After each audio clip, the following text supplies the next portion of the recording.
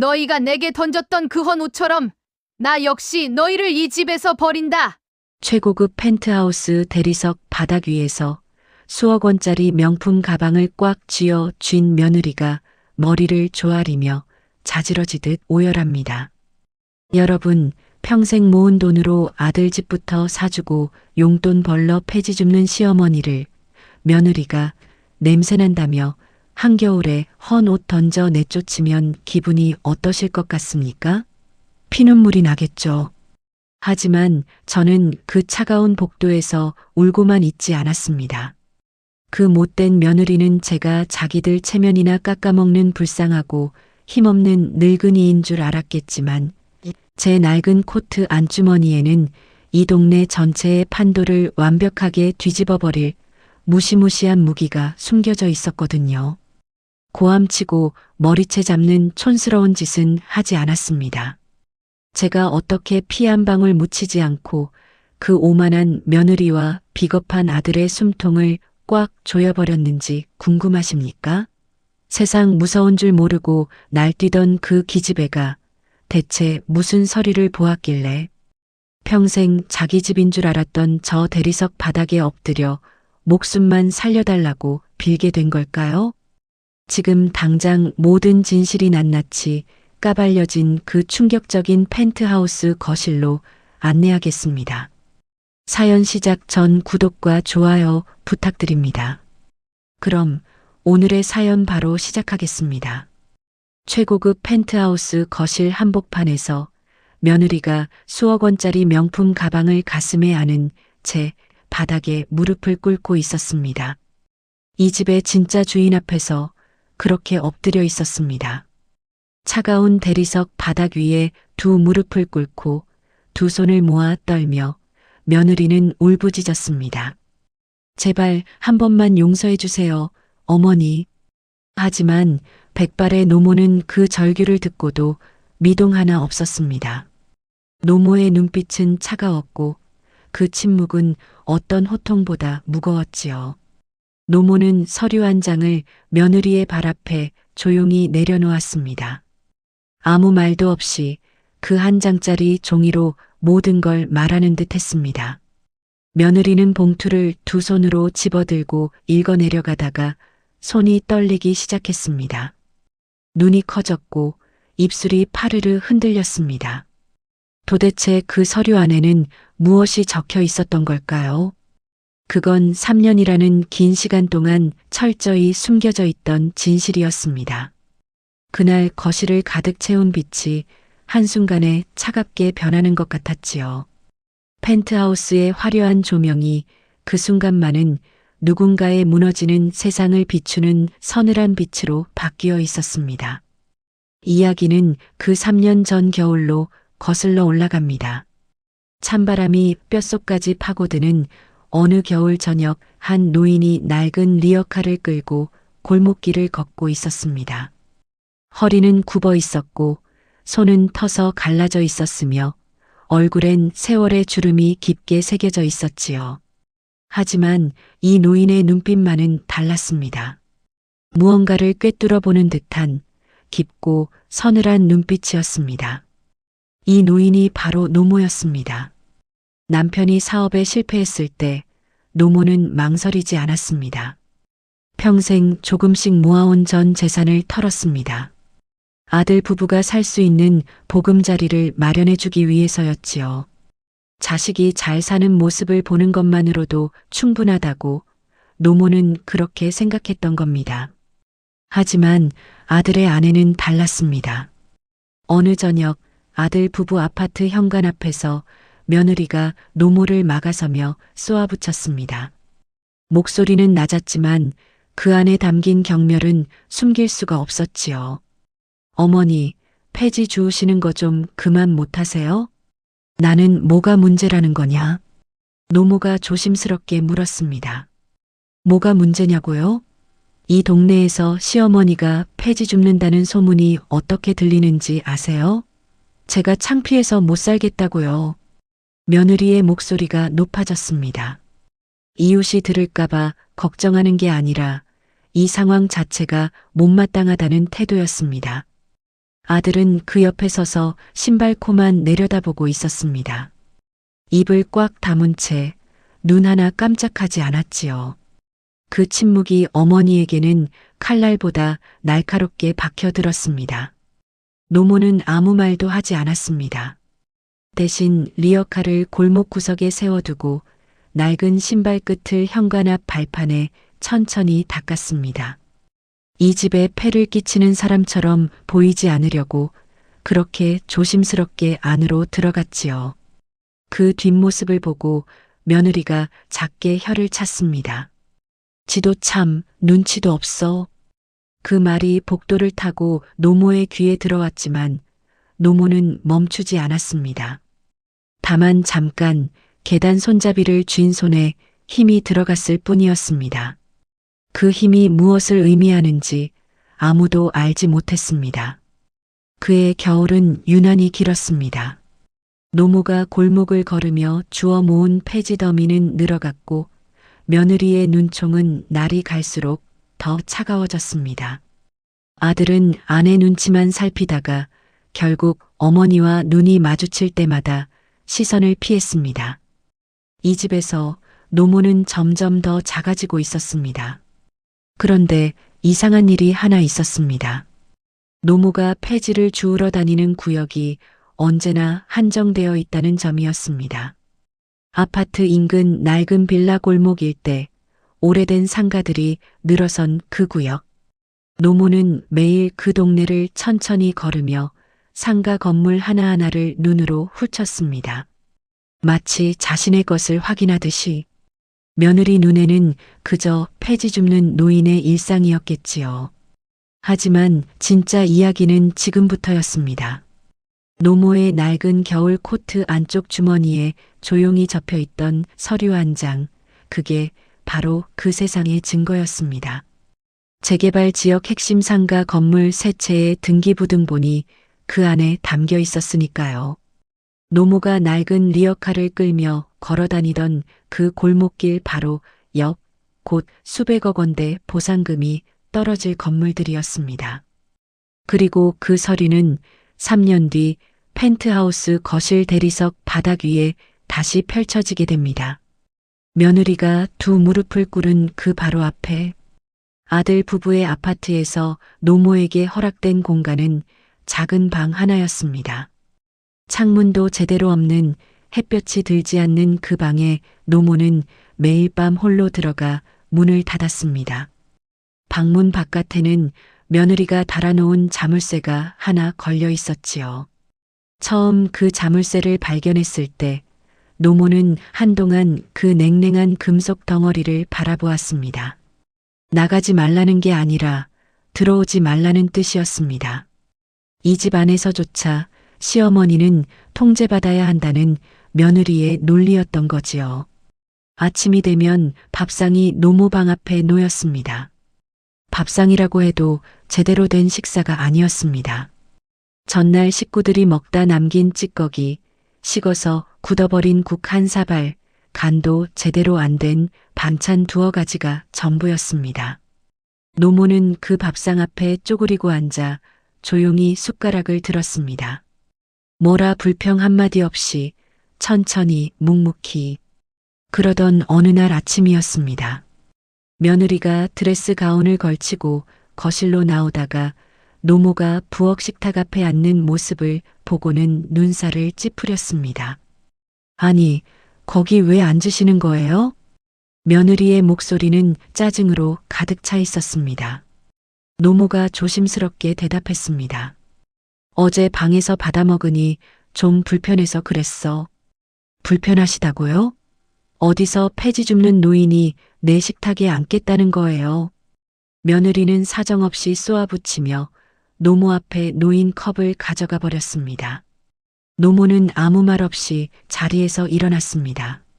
천천히 조용히 다시 방으로 걸어 들어갔지요. 아들은 그 장면을 소파에 앉아 스마트폰을 보면서 듣고 있었습니다. 고개를 들지 않았습니다.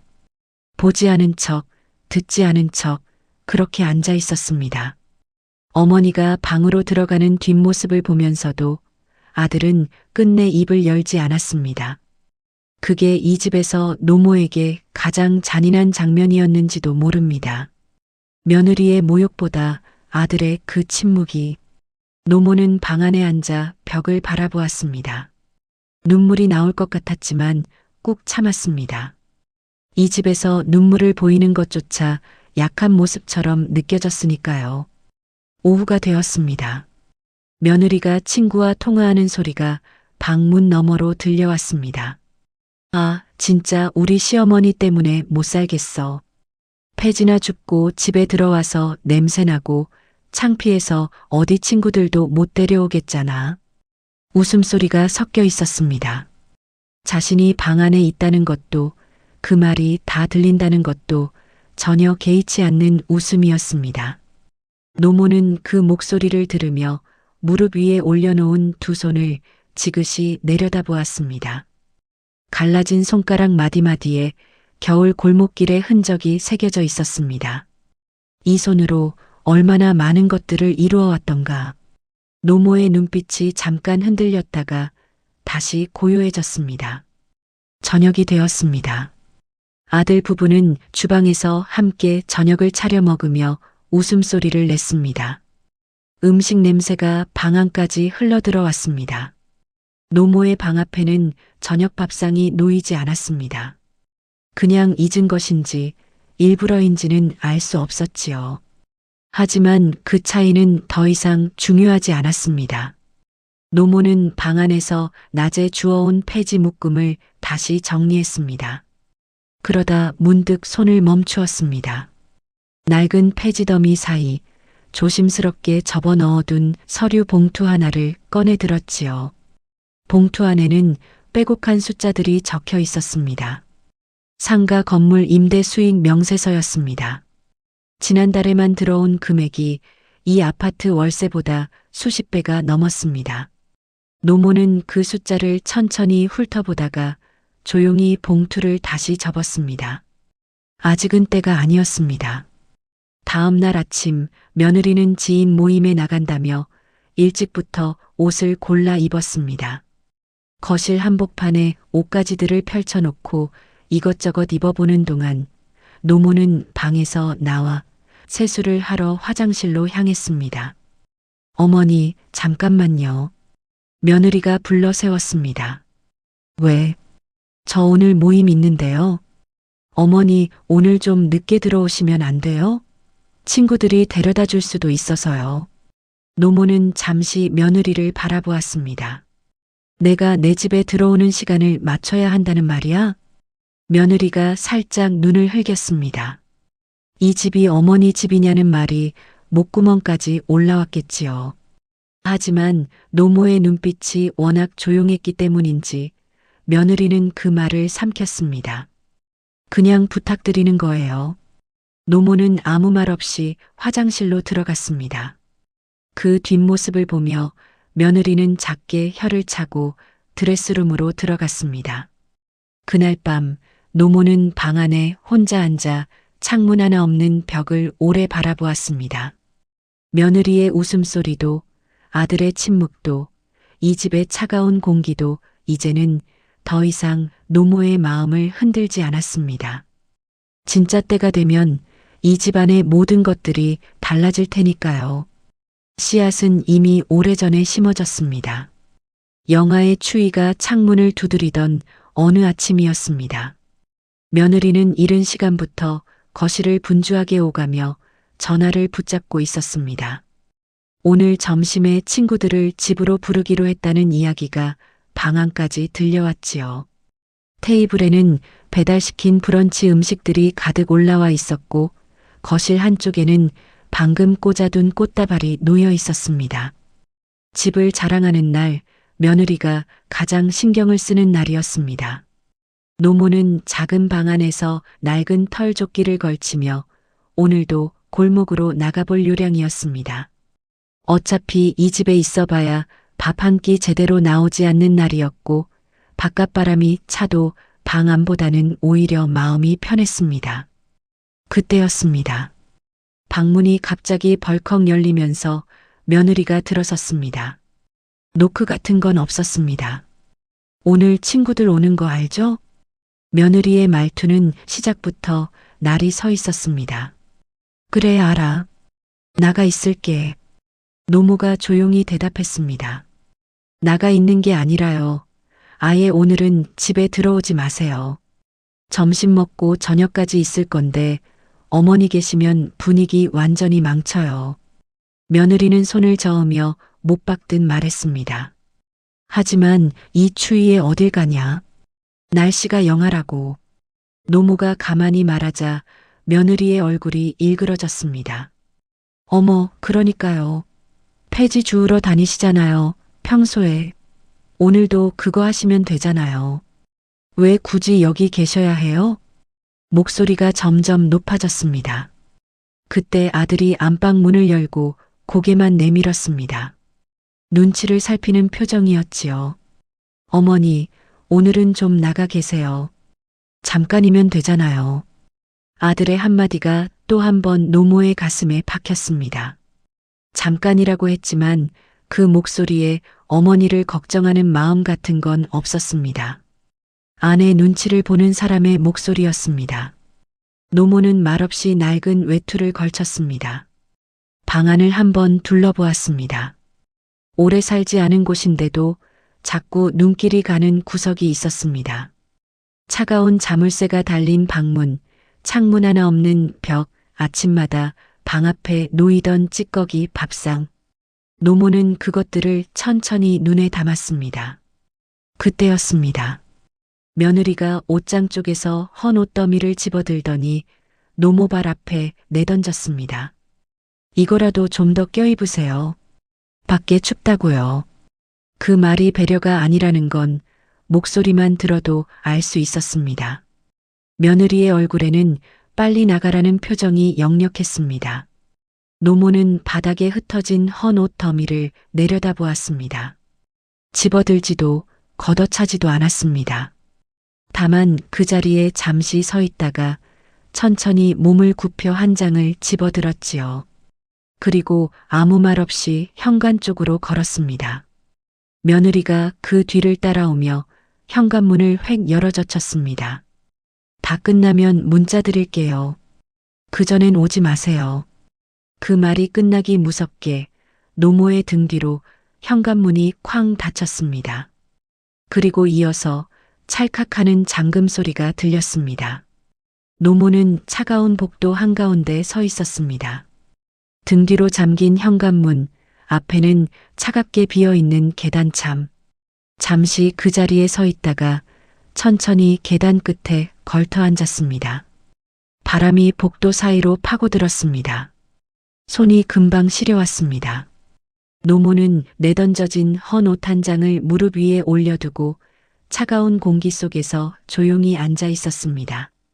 잠시 후 도어벨 소리가 문 안쪽에서 들렸습니다. 며느리의 밝고 경쾌한 목소리가 흘러나왔습니다.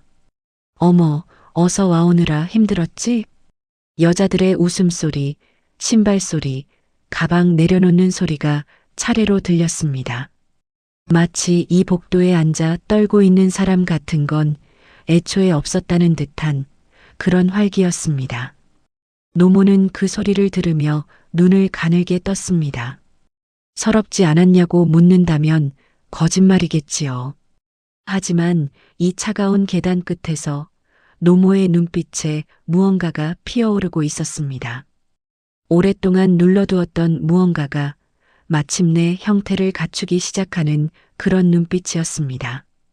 계단 아래쪽에서 엘리베이터 문이 열리는 소리가 들렸습니다. 발소리가 복도를 타고 가까워졌습니다. 정장 차림의 남자였습니다. 나이는 40 중반쯤 되어 보였고 어깨가 반듯한 짙은 감색 수트를 입고 있었습니다. 한 손에는 두툼한 서류 가방을 들고 다른 손에는 작은 명함 케이스를 쥐고 있었지요. 남자는 계단 끝에 앉아 있는 노모를 보자 걸음을 멈추었습니다. 그리고 잠시도 머뭇거리지 않고 노모가 있는 쪽으로 곧장 걸어왔습니다. 노모는 올려다보았습니다. 누구냐는 듯한 눈빛이었지요. 남자는 노모 앞에 멈추더니 그 자리에서 천천히 무릎을 꿇었습니다. 차가운 복도 바닥에 정장 바지 무릎이 닿는 것도 개의치 않고 고개를 깊이 숙였습니다. 회장님, 오래 기다리셨습니다. 낮고 단단한 목소리였습니다. 복도의 차가운 공기 속으로 그 목소리가 조용히 퍼져나갔지요. 노모는 아무 말도 하지 않았습니다. 다만 그 남자를 내려다보는 눈빛이 아까와는 조금 달라져 있었습니다. 남자가 고개를 들며 말을 이었습니다. 박 대표 변호사입니다. 모든 준비가 완벽하게 끝났습니다. 회장님께서 말씀만 하시면 됩니다. 노모는 잠시 침묵하다가 천천히 입을 열었습니다. 서류는 다 가져왔어? 네, 가져왔습니다.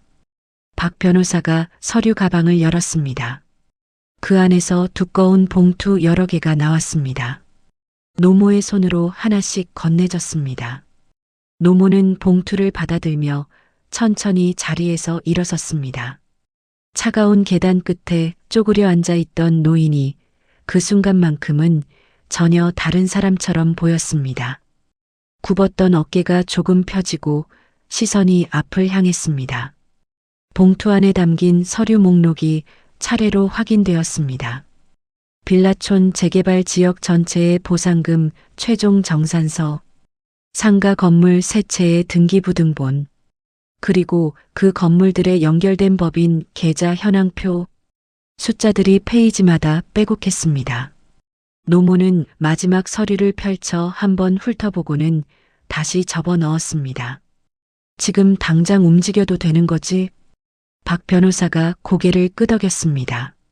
모든 서류는 이미 공증이 완료되어 있습니다. 퇴거 통보는 오늘 밤이라도 발송할 수 있습니다. 가압류 집행도 동시에 진행 가능합니다. 노모는 잠시 아들 부부의 현관문 쪽을 바라보았습니다. 문 안쪽에서는 아직도 여자들의 웃음소리가 흘러나오고 있었습니다. 가볍고 경쾌하고 이 복도의 차가운 공기와는 전혀 어울리지 않는 소리였지요. 서두르지 않아도 된다. 노모가 천천히 말했습니다. 다만 이번엔 끝까지 간다. 박 변호사는 고개를 숙이며 대답했습니다. 알겠습니다, 회장님. 차가 지하에 대기 중입니다. 두 사람은 복도를 걸어 엘리베이터 쪽으로 향했습니다. 노모의 손에 들린 서류 가방이 차가운 복도 조명 아래서 조용하게 흔들렸습니다. 엘리베이터 문이 닫히는 순간 며느리의 웃음소리는 완전히 차단되었습니다. 지하 주차장에는 검은색 고급 세단이 시동을 켠 채 기다리고 있었습니다. 운전기사가 뒷문을 열자 노모가 천천히 올라탔습니다. 박 변호사가 반대편에 앉았지요. 차가 조용히 주차장을 빠져나가며 어두운 밤거리로 들어섰습니다. 노모는 창밖을 바라보았습니다. 가로등 불빛이 차창 위로 하나씩 스치고 지나갔습니다. 아무 말이 없었습니다. 하지만 그 눈빛 안에는 이미 많은 것들이 정리되어 있는 사람의 고요함이 담겨 있었습니다. 박 변호사가 조심스럽게 말을 꺼냈습니다. 3년이 긴 시간이었습니다. 많이 힘드셨을 텐데 중간에 멈추자는 말씀을 한 번도 안 하셨습니다. 노모는 창밖에서 시선을 거두지 않은 채 짧게 대답했습니다. 길긴 했지. 그만큼 확실히 알게 됐으니까. 어떤 걸 말씀이십니까? 사람을, 내 자식이 어떤 사람인지. 그 한마디 뒤로 차 안에 다시 침묵이 흘렀습니다. 밖에는 차가운 밤바람이 거리를 쓸고 있었습니다. 그리고 이 차 안에서 3년의 시간이 끝을 향해 조용히 달려가고 있었습니다. 로펌 접견실은 조용했습니다. 긴 테이블 한쪽 끝에 노모가 앉아 있었습니다. 박 변호사가 마주 앉아 서류들을 하나씩 꺼내놓는 동안 노모는 걸치고 온 낡은 외투를 벗어 의자 등받이에 걸었습니다. 그 순간 접견실의 분위기가 달라졌습니다. 낡은 외투 안에 있던 사람은 골목길의 노인이 아니었습니다. 반듯한 자세, 조용하지만 흔들림이 없는 눈빛, 테이블 위에 놓인 서류들을 훑는 시선의 속도와 정확함. 이 모든 것이 오랜 세월 동안 큰 조직을 이끌어온 사람의 것이었습니다. 박 변호사가 보고를 시작했습니다. 3년 전 회장님께서 처음 계획을 말씀하셨을 때 저는 솔직히 말리고 싶었습니다. 직접 그 집에 들어가 생활하실 필요까지야 있겠느냐고요. 노모가 담담하게 물었습니다.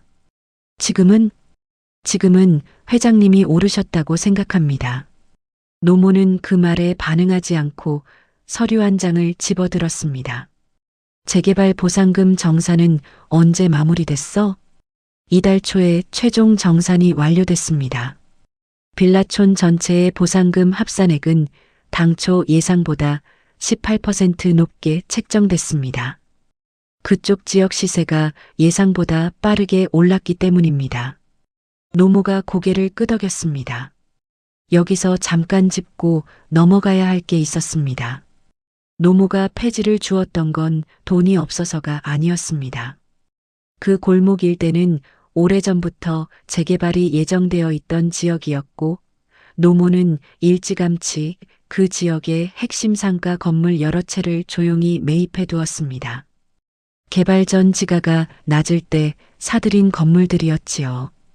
그 건물들 사이를 오가며 지역 상황을 직접 확인하고 인근 주민들과 자연스럽게 어울리기 위해 선택한 위장 신분이 바로 폐지 줍는 노인이었던 겁니다.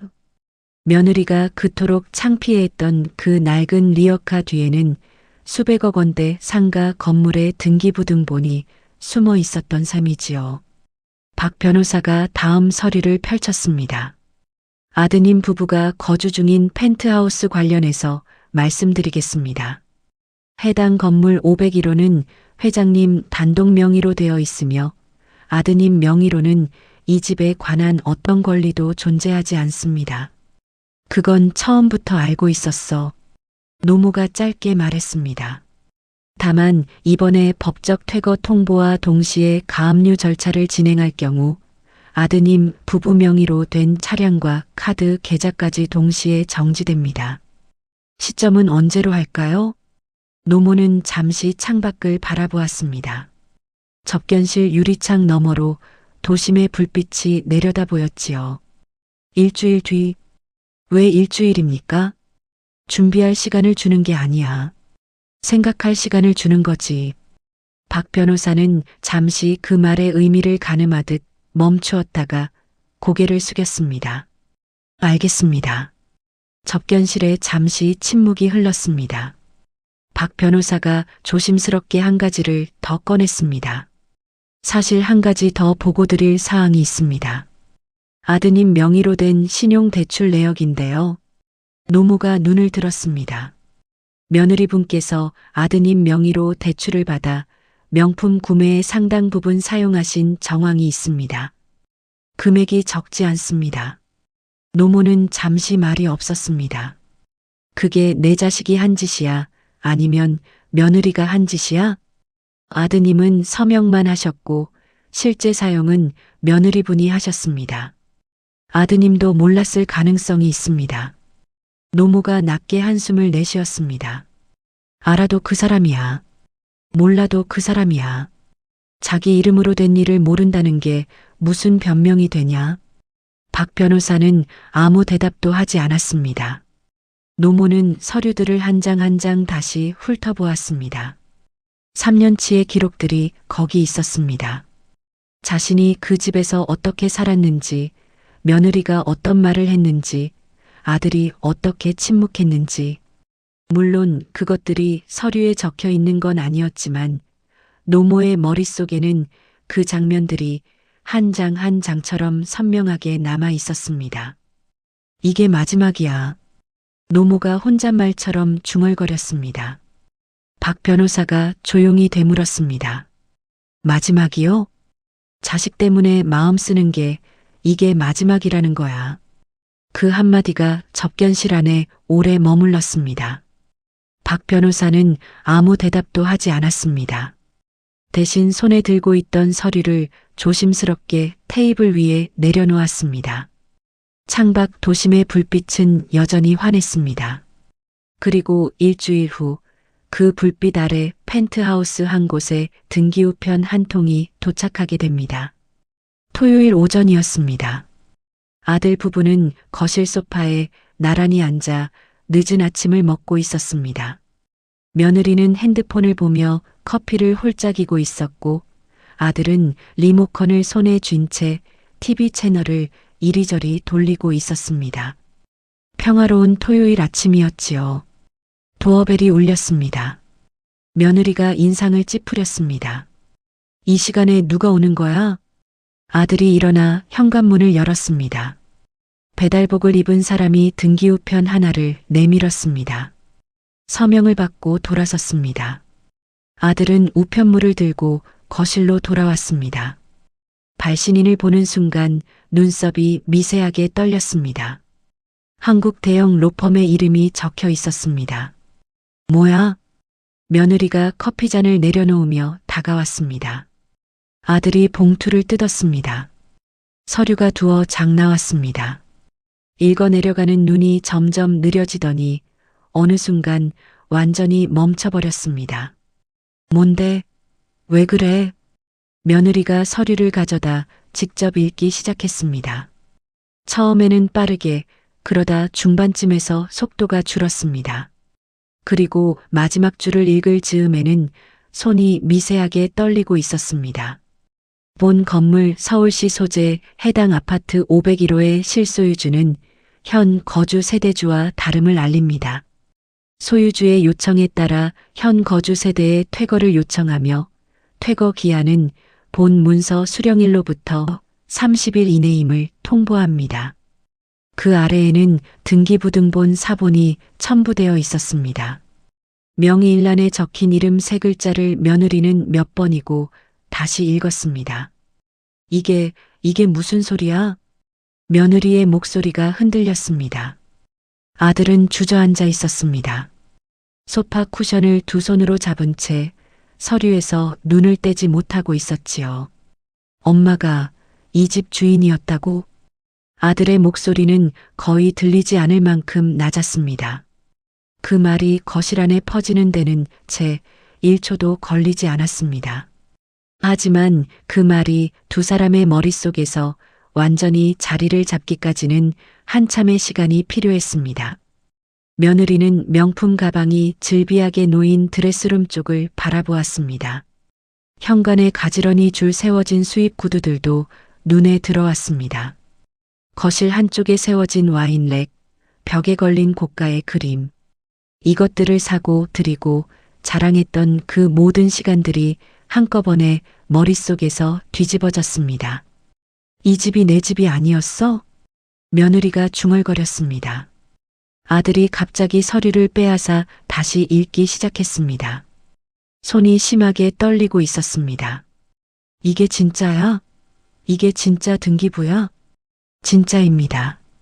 거실 어딘가에서 목소리가 들렸습니다. 두 사람이 동시에 고개를 돌렸습니다. 현관문이 조용히 열려 있었습니다.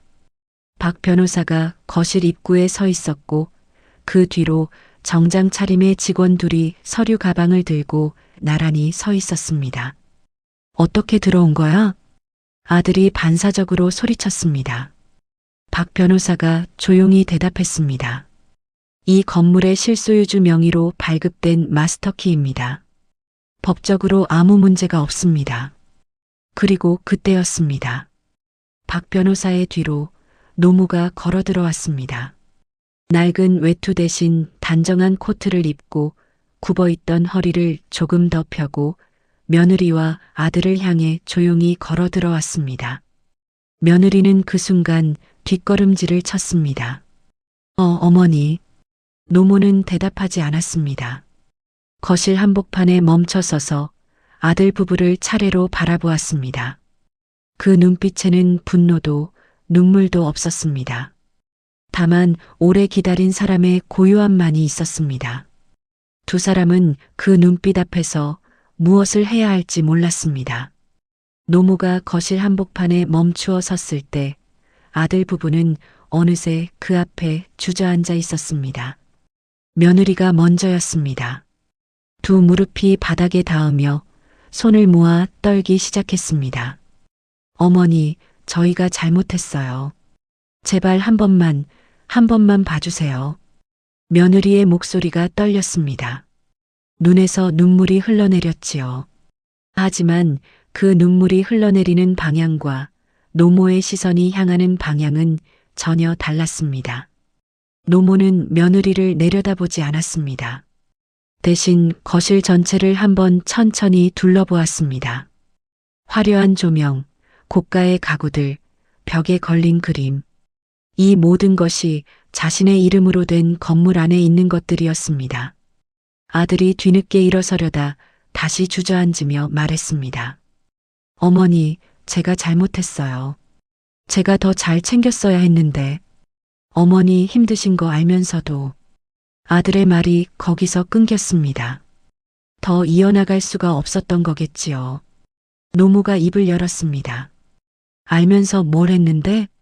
낮고 조용한 목소리였지만 그 안에 담긴 무게가 거실 공기를 짓눌렀습니다. 아들이 고개를 들지 못했습니다. 노모가 며느리 쪽을 바라보며 말을 이었습니다. 영하의 추위에 나를 복도로 밀어내며 폐지나 주우라고 했지. 헌 옷더미를 내 발 앞에 내던지고 문을 잠갔어. 그 문 너머에서 내 친구들이랑 웃음소리가 들렸는데 그 소리가 참 멀더라. 며느리가 고개를 떨구었습니다. 나는 그날 차가운 계단에 앉아서 생각했어. 이 추위보다 더 차가운 게 사람 마음이구나 하고. 노모는 천천히 거실을 가로질러 소파 앞에 섰습니다. 내가 이 집에서 밥도 못 먹고 방에 갇혀 있을 때 너희는 이 거실에서 뭘 했는지 알아? 손님들 데려다 웃음꽃을 피웠지. 내가 복도 계단에 앉아 떨고 있다는 걸 알면서도 아무도 대답하지 못했습니다. 너희가 살았던 이 집이 처음부터 내 집이었어.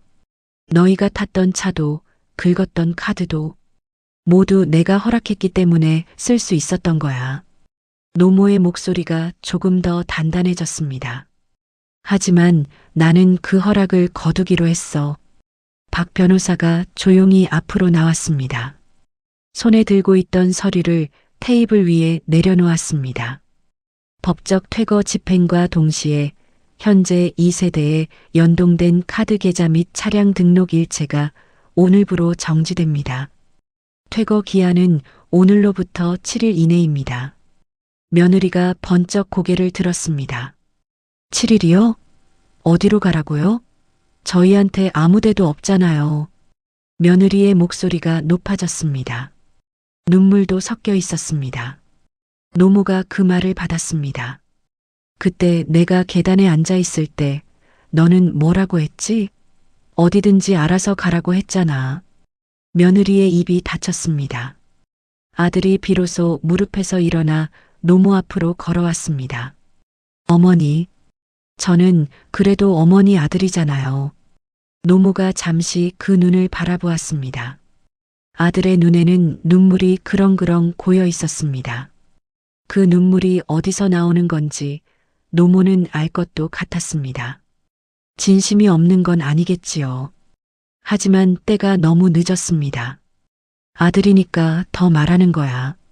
차마 아무 말도 하지 않고 끝낼 수가 없어서. 그리고 노모는 뒤돌아 걸었습니다. 어머니, 아들이 따라오며 소리쳤습니다.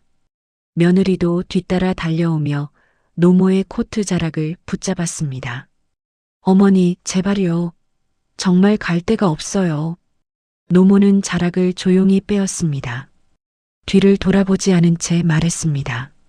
나도 그랬어. 그 한마디를 끝으로 현관문이 닫혔습니다. 거실에는 아들 부부만 남았습니다. 며느리는 바닥에 주저앉아 두 손으로 얼굴을 가렸습니다. 아들은 테이블 위에 놓인 퇴거 통보서를 멍하니 바라보다가 드레스룸 쪽으로 걸어가 문을 열었습니다.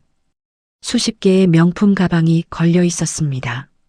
신발장에는 수입 구두가 가득했습니다. 이것들이 이제 자신들의 짐이 된다는 걸 아들은 그제야 실감했습니다. 경호원들의 안내 아래 아들 부부는 짐을 챙기기 시작했습니다. 화려하게 채워져 있던 펜트하우스가 한 가지씩 비워져 갔습니다. 펜트하우스는 조용해졌습니다. 사흘 뒤 노모는 혼자 다시 그 건물 앞에 섰습니다. 박 변호사도 없이 운전기사도 없이 혼자였습니다. 엘리베이터를 타고 5층에서 내렸습니다. 501호 앞에 섰습니다. 열쇠를 꺼내 천천히 문을 열었습니다. 안은 비어 있었습니다. 가구들은 그대로였지만 사람의 온기는 사라져 있었습니다. 드레스룸에 빽빽하게 걸려있던 옷들은 없어졌고 현관에 줄 세워져 있던 구두들도 보이지 않았습니다. 소파 위에 올려져 있던 쿠션 하나가 바닥에 떨어져 있었습니다. 누군가 급하게 짐을 꾸리며 흘린 흔적처럼 보였지요. 노모는 그 쿠션을 집어들어 소파 위에 다시 올려두었습니다. 그리고 거실 창가로 걸어갔습니다. 도시의 야경이 한눈에 내려다 보였습니다. 불빛들이 촘촘하게 박혀 있었고 그 아래 어딘가에 사람들이 저마다의 하루를 살고 있을 테지요. 이 도시가 이렇게 환하고 가득 차 보이는데 그 안에서 사람의 마음은 왜 이렇게 쉽게 비어버리는 걸까요? 노모는 창가에 오래 서 있었습니다. 이 집에서 살았던 3년이 스쳐 지나갔습니다. 차가운 방 안에서 혼자 먹던 밥, 복도 계단 끝에 앉아들어야 했던 웃음소리, 발 앞에 내던져진 헌 옷더미, 그리고 그 모든 것들을 견디면서도 흔들리지 않으려 했던 자신. 견딘 게 맞는 일이었을까? 노모는 잠깐 그 생각을 했습니다. 그랬겠지요. 두 눈으로 직접 보지 않았다면 아마 아직도 어딘가에 남아있는 아들의 마음을 믿고 싶었을 테니까요. 노모는 핸드폰을 꺼내 박 변호사에게 전화를 걸었습니다. 기부 관련 서류, 오늘 마무리하자. 박 변호사가 잠시 침묵하다가 물었습니다. 전액 말씀이십니까? 이 집 포함해서 상가 건물 전부 재단에 넘겨. 다시 침묵이 흘렀습니다. 박 변호사의 목소리가 조심스러워졌습니다. 회장님, 괜찮으시겠습니까? 이 결정을 후회하시지 않겠습니까? 노모가 창밖을 바라보며 짧게 웃었습니다. 남겨봤자 가져갈 사람이 없는데 뭘. 전화가 끊겼습니다. 노모는 핸드폰을 주머니에 넣고 거실 한복판에 잠시 섰습니다. 텅 빈 공간이 생각보다 넓어 보였습니다. 이 공간이 자신의 것이었지만 단 한 번도 자신의 공간처럼 느껴진 적이 없었지요. 누군가의 삶이 가득 차 있던 곳이었지만 그 삶이 노모의 것은 아니었습니다. 노모는 현관 쪽으로 걸었습니다. 나가기 전에 방문 하나를 열어보았습니다. 자신이 3년 동안 살았던 그 작은 방이었습니다. 창문도 없고 햇볕도 들지 않던 그 방. 노모는 잠시 그 안을 들여다보다가 조용히 문을 닫았습니다. 현관문을 나서며 노모는 한 번도 뒤돌아보지 않았습니다. 같은 시각 도시 어딘가의 거리에서 아들 부부는 캐리어 하나씩을 끌고 있었습니다. 화려하게 차려입었지만 발걸음은 무거웠습니다. 지나가는 사람들이 힐끔 바라보다 시선을 거뒀습니다. 며느리는 걸으면서도 핸드폰을 꺼냈다가 다시 넣었습니다.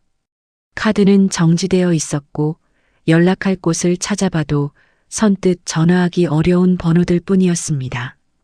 친하다고 생각했던 친구들도 막상 이런 상황에서는 받지 않았습니다. 아들은 말이 없었습니다. 캐리어를 끄는 손이 붉게 부어 있었습니다. 걷다가 한번 걸음을 멈추고 지나온 방향을 돌아보았습니다. 저 멀리 불빛 환한 펜트하우스 건물이 보였습니다.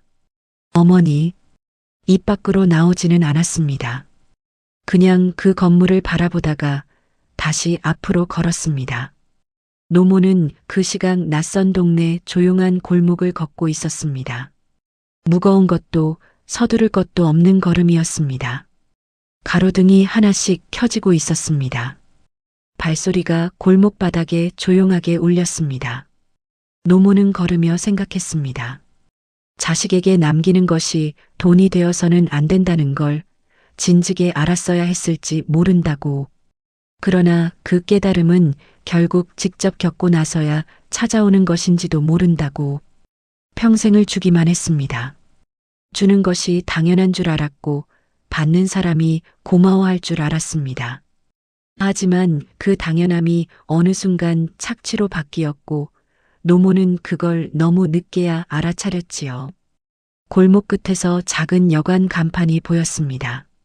낡았지만 불빛이 따뜻했습니다. 노모는 그 빛을 향해 천천히 걸었습니다. 뒤에 남겨진 것들이 있었습니다. 텅 빈 펜트하우스, 무거운 캐리어를 끄는 두 사람, 그리고 이 도시 어딘가의 창거리. 늦게 깨닫는 후에는 언제나 그렇습니다. 돌이킬 타이밍이 지나고 나서야 찾아오는 것이지요. 깨진 기와처럼 다시 붙이려 해도 이미 금이 사라지지 않는 것처럼. 노모는 여관 문을 열고 안으로 들어갔습니다. 따뜻한 공기가 얼굴을 감쌌습니다. 그걸로 충분했습니다. 자식의 효심을 시험하기 위해 일부러 가난한 노인의 신분으로 숨어 살아야 했던 노모의 3년은 차가운 계단참의 바람만큼이나 시리고 아픈 시간이었을 겁니다. 하지만 그 묵은 서러움 끝에 스스로 찾아낸 단죄는 늦었지만 확실했고 뿌린 대로 거둔다는 인과응도의 진리를 조용히 증명해 보였습니다. 가진 것보다 마음의 온도가 더 중요함을 일깨워준 오늘의 이야기가 여러분의 가슴에도 묵직한 여운으로 남았기를 바랍니다. 이야기가 재미있으셨다면 구독을 눌러주시고 어디에서 듣고 계신지 댓글로 응원해주세요. 어디에 계시든 그곳에 행운이 깃들기를 기도하겠습니다. 오늘 하루도 행복 가득하시길 바랍니다. 감사합니다.